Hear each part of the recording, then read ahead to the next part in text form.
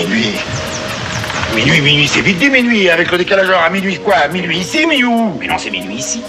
Comment tu le sais, toi, minuit ici? C'est minuit ici. Bonsoir et bienvenue dans ce nouvel épisode de Minuit au Labo. On est avec Marvin, avec Timothy, avec Gwen. Salut. Salut tout le monde. La grande forme. La grande forme. Lui aussi apparemment, il a la grande forme. Qu'est-ce qu'il nous fait? Non mais voilà, bon c'est l'hiver, donc il y a des gens un peu malades. On pense à eux, on les embrasse. On les embrasse. Autour de la table. Donc cet épisode, vous allez l'écouter ce soir. Voilà. C'est l'occasion pour nous de vous souhaiter de belles fêtes de fin d'année, n'est-ce pas?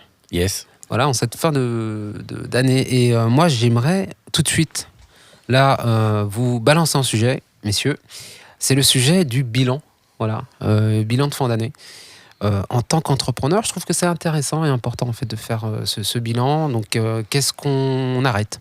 Qu'est-ce qu'on garde et qu'est-ce qu'on améliore? Alors, ma question, c'est est-ce que vous en faites un? Et si oui, est-ce que vous avez des petites recommandations? Ouais, je reste dans le relou. Bilan personnel ou bilan genre d'entreprise ou pro ou enfin. Ouais, on va dire c'est un petit mélange des deux. Tu sais, Ok. quand t'es Bilan de fin d'année, mais toi-même avec tes projets et ta vie quoi. Oui, voilà, c'est ça. Ouais. Ok. Ouais. Et c'est pas un bilan comptable, hein, c'est vraiment un bilan. C'était ma question. Oui, c'est ça. Après, le bilan comptable, les comptables le font, mais là, en l'occurrence, c'est vraiment un bilan entrepreneurial. Il y en a qui prennent leur respiration là. Vous voulez y aller ou? Vas-y, c'est parti. Non, lance-toi. Ah non. Timo, il fait une drôle de tête. Hein, je sais pas. Parce que en fait, je viens de faire le bilan à l'instant où tu m'as demandé la question. Je viens de le faire à l'instant. Ok. Alors. C'était un bilan. Donc j'y vais. Ouais, vas-y. Alors non, en fait, j'en fais pas vraiment. Par contre, je prépare l'année suivante. Ok. Donc je me fais un petit peu les objectifs, où est-ce que je veux en être. Mais j'avoue que je fais pas forcément de rétrospection sur l'année passée. Par contre, un truc que j'adore faire, c'est regarder mes archives de story. Par exemple Insta ou Snap sur toute l'année, parce que moi je partage à la fois du pro et du perso, et du coup ça me permet de me remémorer un petit peu tout ce qui s'est passé. Mais je fais pas vraiment de liste avec objectifs faits, pas faits et tout. Mais je devrais le faire, je pense que ça serait pas mal. Ouais, je trouve que c'est un exercice intéressant, Gwen. Ouais, je vais rebondir sur ce que disait Timo, même chose. Je fais pas un bilan officiel, mais j'aime bien me poser quand même fin d'année, réfléchir à ce qui m'a plu, ce qui m'a déplu dans l'année surtout.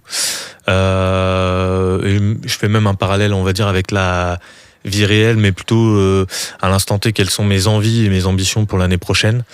Est-ce que ça, c'est toujours en adéquation avec ce que je veux porter, avec ce que j'aime faire ou pas? Est-ce que je continue, est-ce que je continue pas? Maintenant, après, j'analyse rien avec des KPI et compagnie, voilà, pour savoir si j'ai respecté ma feuille de route ou pas, tu vois, tout ça, je réfléchis pas trop à ce point de vue-là. Ok, mais tu vois, ma question, c'était basée sur 3 critères, tu vois. Qu'est-ce que tu arrêtes vraiment? Parce que justement, ça rentre pas dans ton ressenti, dans ton feeling, tu vois. Ouais. Qu'est-ce que tu gardes parce que ça s'est bien passé et que c'est dans ta ligne? Et qu'est-ce que tu améliores parce que il y a vraiment une marge en fait de progression, tu vois, sur telle ou telle action.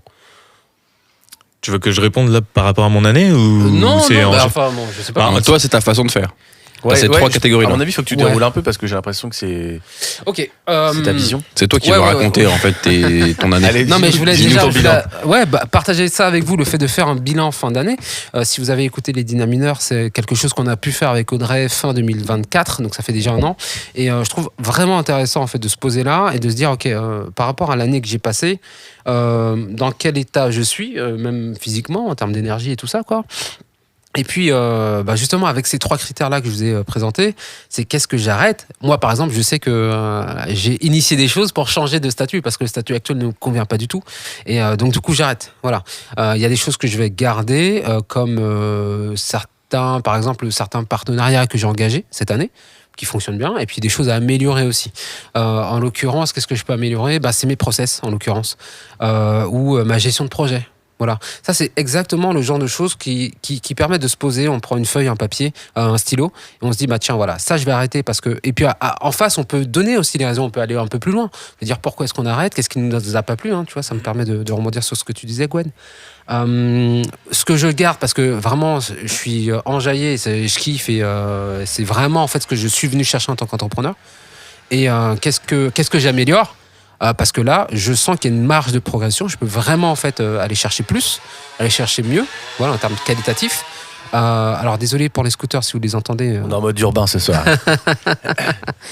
Et qu'est-ce que j'améliore? Parce que j'ai une marge de progression et que c'est intéressant en fait d'optimiser encore une fois Ok. ou d'améliorer. Mais Voilà. du coup, t'attends forcément à la fin de l'année pour le faire ou pas? Ouais, attends, j'allais venir là-dessus exactement. Parce que ça, j'ai un truc que je vais. Oui, mais ok. Mais vas-y, dis. Bah, Marvin, non, peut-être mais ton truc. ça va dans ton sens. Alors, je me suis posé la question au moment où tu l'as dit. Ouais. Je pense faire le bilan, je vais exagérer en disant toutes les semaines ou tous les mois du coup. Ouais, ok. Mais tout dépend ce que tu appelles faire le bilan. Enfin, ça veut dire plein de choses. Si c'est prendre un moment pour savoir, pour faire un point et prendre des décisions ou fixer des deadlines, ouais, ça clairement, je le fais tous les soirs ou toutes les semaines. Et j'attends pas, je pense que c'est ce sur quoi tu allais rebondir, Timo. J'attends surtout pas la fin de l'année ou autre. En fait, on est même déjà dans l'exécution. J'espère même que les décisions qui ont été prises il y a un certain temps vont là s'exécuter, se mettre en place. Et que je vais plutôt me reposer en cette fin d'année en mode j'ai atteint le truc et voilà. Ok. Et en plus, j'utilise pas forcément l'année civile. En vrai, le rythme pro, je trouve, il est plus limite avec l'été. Où c'est vraiment l'été qui a 3-4 semaines de creux, où il y a moins de monde et plein de phases de transition.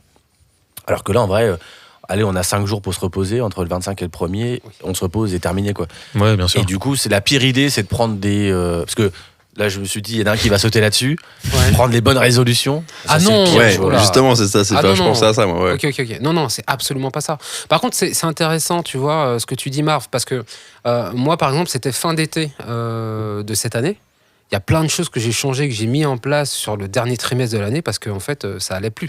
Il y a plein de choses qui n'allaient pas et qu'il fallait que je modifie. Et justement, j'en ai profité de l'été, parce que c'est un peu une période morte, pour revenir dessus et faire ce filtre-là, tu vois, et de dire, bon, ça, on va complètement arrêter, ça, on va changer, on va modifier, on va améliorer.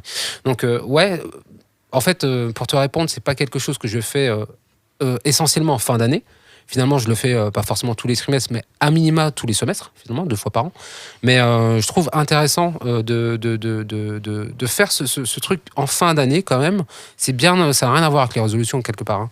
Mais c'est histoire de dire, bon, voilà, qu'est-ce que je projette aussi en fait pour l'année suivante.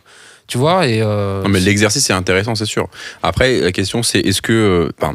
Je pense que c'est comme les résolutions. Tu as des personnes à qui ça aide d'avoir le point qui est l'année civile qui commence, parce que sinon, je pense que vaut mieux le faire en fin d'année, le bilan, que pas le faire du tout. Mais effectivement, je pense que plus t'es flexible et plus t'arrives à le faire souvent, mieux c'est, quoi.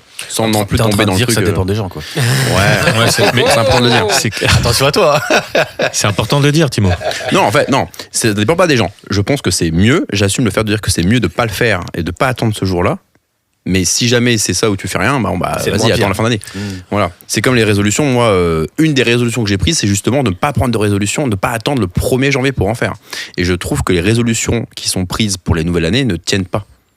En fait, je pense que si jamais tu pars d'une résolution qui est quand même quelque chose qui est normalement un grand changement dans ta vie, que ça soit arrêter de fumer, te mettre au sport ou je sais pas ce que tu veux, demande tellement d'efforts mental ou un changement dans ta vie assez important qui fait que s'il ne repose que sur le changement d'année, pour moi, ça tient pas. Ouais, je suis Tu vois. d'accord. C'est pour ça que d'ailleurs, les salles de sport, elles se remplissent en début d'année. Bien sûr. Ouais, et puis t'as la même vague à la fin de l'été, parce que Voilà. les gens se sont trouvés moches à la plage. Enfin, t'as le classique. C'est ça. Mais en fait, après, je comprends la volonté de vouloir le faire en fin d'année. Tu vois, la période est propice à ça. Souvent, Oui, bien sûr. il y a beaucoup de choses qui t'amènent à devoir faire ton bilan personnel, d'un point de vue santé, d'un point de vue mental, de tout ce que tu veux. Donc après, je te rejoins sur ce que tu disais tout à l'heure. Vaut mieux faire le bilan que ne jamais le faire. Ça c'est sûr. Maintenant, il faut pas s'imposer de le faire et vouloir s'embarquer dans un truc qui va pas te ressembler juste parce que on s'est absolument dit que là, il fallait faire le bilan, il faut absolument changer. Et voilà, derrière, si t'es pas en adéquation avec ce que tu prends comme décision, ça marchera pas, quoi. Ouais. Ok. Moi, je fais vraiment la nuance entre l'exercice que Et les je résolutions. expose là et les résolutions. Ouais, C'est bien pas sûr. du tout Ouais, non, pareil. mais bien sûr, Par bien contre, là où je trouve vraiment intéressant, finalement, je l'ai fait sans vraiment en prendre conscience, mais je l'ai fait 2 fois par an. Là, je vais le faire cette année. Tu vois, en tout cas, mentalement, j'ai entamé le process, quoi. Et du coup, de le faire plusieurs fois par an, Voilà. je vais faire glisser un peu ton sujet là, parce qu'en plus, on arrive bientôt au bout du podcast. En fait, ça sert à rien de faire un bilan si avant, t'as pas eu une feuille de route. Parce qu'il y a rien de pire. Tu te dis, qu'est-ce que j'ai fait cette année ? Il y a une chance sur 100 que tu aies tracé un chemin qui te convienne alors que tu l'avais pas décidé. Donc, j'ai envie de dire, OK pour les bilans. Par contre, à la limite, plutôt que de faire le bilan de l'année dernière, c'est quoi la roadmap de l'année prochaine ? Ikigai et compagnie. Là, on pourra en parler quand tu veux. Mais ok. On l'a déjà fait sur un podcast, hein, mais... Ah oui, c'est vrai, on en a déjà parlé. Mais bon, voilà. Si c'est pour structurer en tout cas le futur et tout, pourquoi pas, pour pas faire les mêmes erreurs, pour prendre des décisions. Mais par contre, ouais, bilan s'il y a eu roadmap et idée avant, quoi. Ouais, je suis d'accord avec toi et c'est le point de référence. Tu vois, c'est le point de référence et c'est à partir de ça et c'est super intéressant de l'énoncer en clôture d'épisode, de dire avant tout une feuille de route. Donc pourquoi pas la dessiner maintenant. Je sais pas si vous en avez une. J'en ai pas vraiment. J'en ai eu. Genre, feuille de route écrite noir sur blanc, non. Mais par contre, oui, je sais déjà où est-ce que je veux être. J'ai certaines KPIs quand même que je me mets pour l'année 2026. Moi. Ok. Et toi? Écoute, je vais dire plus ou moins. Il y a des choses que je voulais faire, il y a des choses que je voulais, des objectifs que je voulais atteindre. Donc c'est pas une feuille de route à proprement parler, stratégique, on va dire. Elle est à moitié faite, en vrai, parce que j'avais quand même des objectifs que je voulais atteindre. Quelques-uns sont faits, d'autres où on y est presque. Mais en tout cas, ça me permet en fin d'année de me dire, voilà, où est-ce que j'en suis, qu'est-ce que je peux faire et où est-ce que je mets la barre pour l'année prochaine. Il faudra faire un épisode sur la roadmap alors. Ouais, carrément. Mais avec toi, hein. Si tu veux. On verra peut-être dans les prochains épisodes de Minou au Labo, hein, prochain épisode sur la roadmap. Donc suivez ça pour en savoir plus. Yes. Et bon bilan de fin d'année.